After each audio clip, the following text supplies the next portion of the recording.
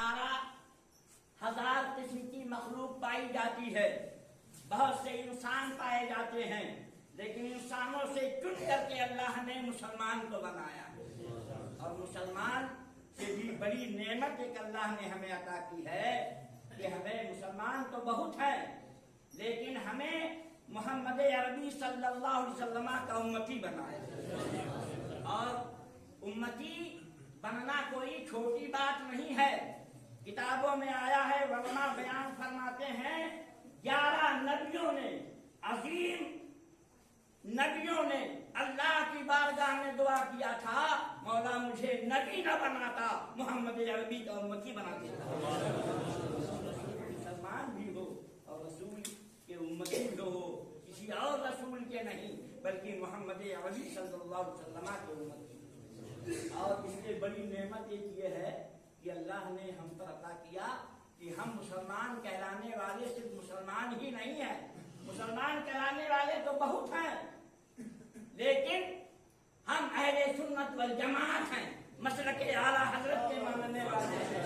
یہ سب سے بڑی نعمت ہے، سب سے بڑی نعمت یہ ہے حضرات۔ اور یہ قرآن کا ختم ہوا ہے، اس کے تعلق سے اپنے علم کے مطابق میں نے آپ سے عرض کر دیا، لیکن آؤ آپ کے ذہن کو میں ایک بات آپ کے ذہن تک پہنچانا چاہتا ہوں۔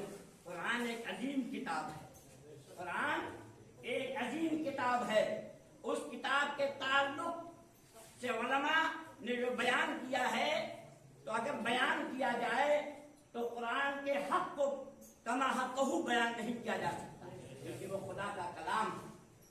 اور خدا کے کلام کے تعلق سے آج نہیں، بہت پہلے اعتراض کیا گیا تھا، یہ قرآن خدا کا کلام نہیں ہے بلکہ محمد عربی کا کلام ہے۔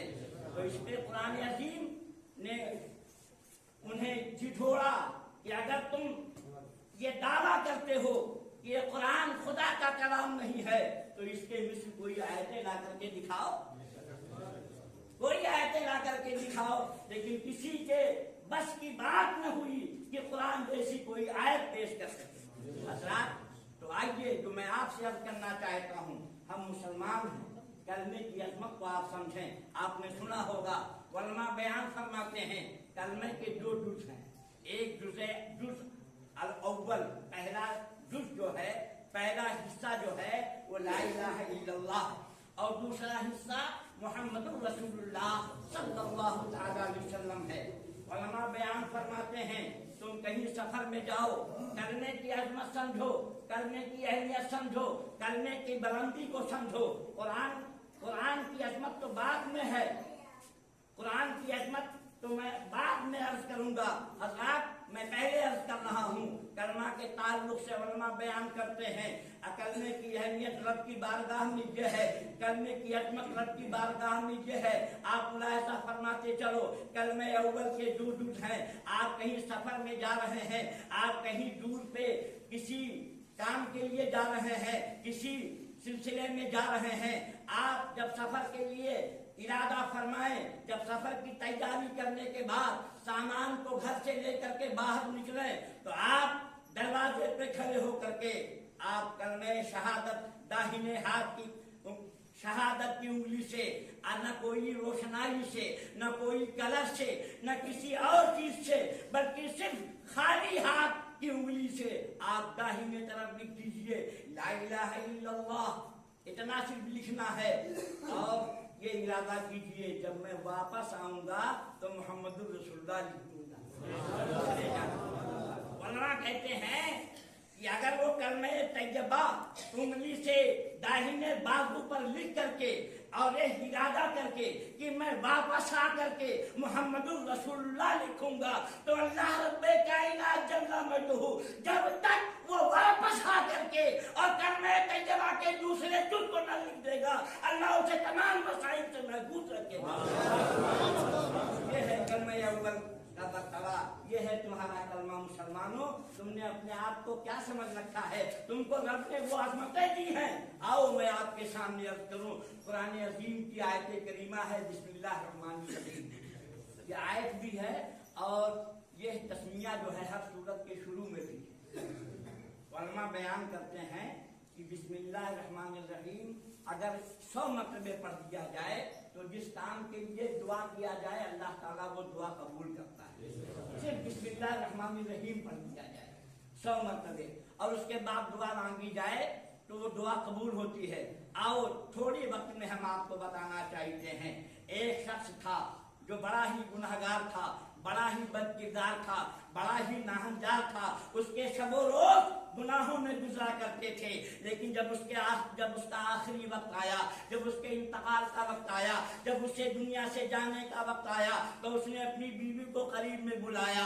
بیوی سے کہا, اے میری شریک حیات, اے میری جوزہ محترمہ, اے میری بیوی جو میرے نسل سے, میرے سلب سے جو تمہارے پیٹ میں بچہ پل رہا ہے, اس بچہ جب بڑا ہو جائے, بچی پیدا ہو یا بچہ پیدا ہو, جب یہ بڑا ہو جائے تو اسے قرآن پڑھا دینا, قرآن کی تعلیم دلا دینا, قرآن کے سبق پڑھا دینا.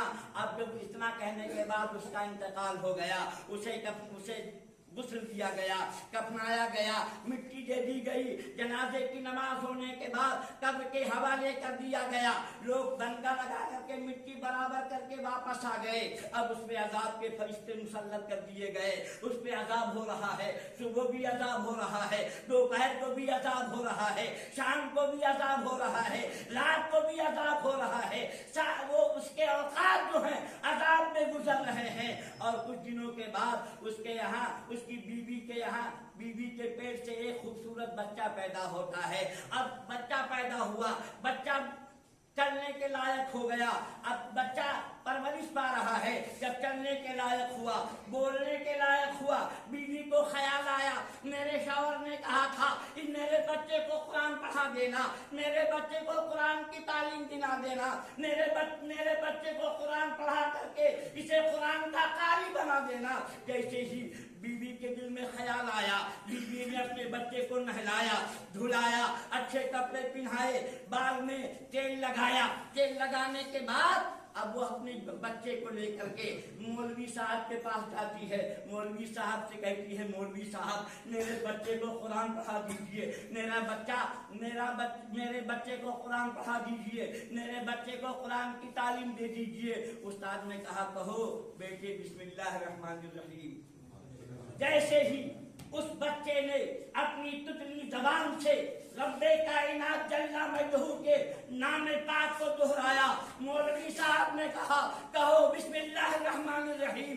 بیٹا اپنی تتلی زبان سے کہتا ہے بسم اللہ الرحمن الرحیم. رب کائنات جل مجدہ ارشاد فرماتا ہے, اے عذاب کے فرشتوں, جس کا بیٹا زمین پر رہ کر کے میرا نام بسم اللہ الرحمن الرحیم لے رہا ہے, جس کا بیٹا زمین پر رہ کر کے مجھے رحمان کہہ کر کے پکار رہا ہے, رحیم کہہ کر کے پکار رہا ہے, اس کے رب کو یہ گوارا نہیں کہ اس کے باپ پر عذاب دیا جائے. ابھی بیٹے نے جسمن قرآن نہیں پڑھا ہے, قاعدہ نہیں شروع کیا ہے, صرف بسم اللہ پڑھا ہے.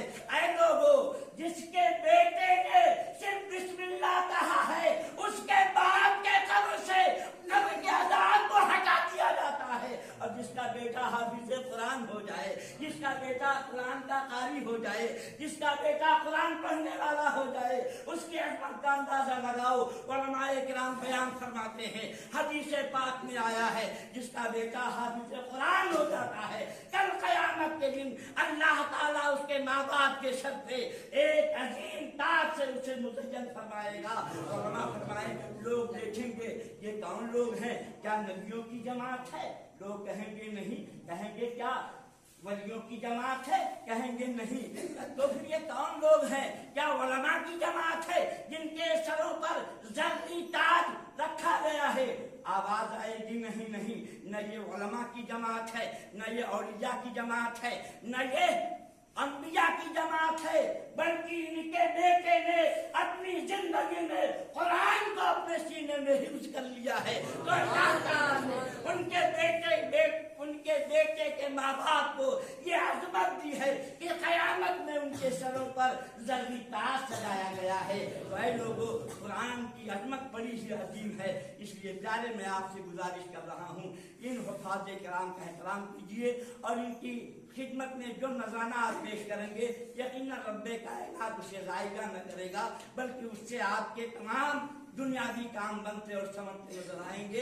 اللہ کی بارگاہ میں دعا ہے کہ اللہ تعالیٰ ہم مجھ گنہگار کو اور تمام مسلمانان اہل سنت کو علماء اور حفاظ کی قدر کرنے کی توفیق عطا فرمائے۔ استغفر اللہ الذی لا الہ الا اللہ محمد رسول اللہ صلی اللہ تعالی علیہ وسلم۔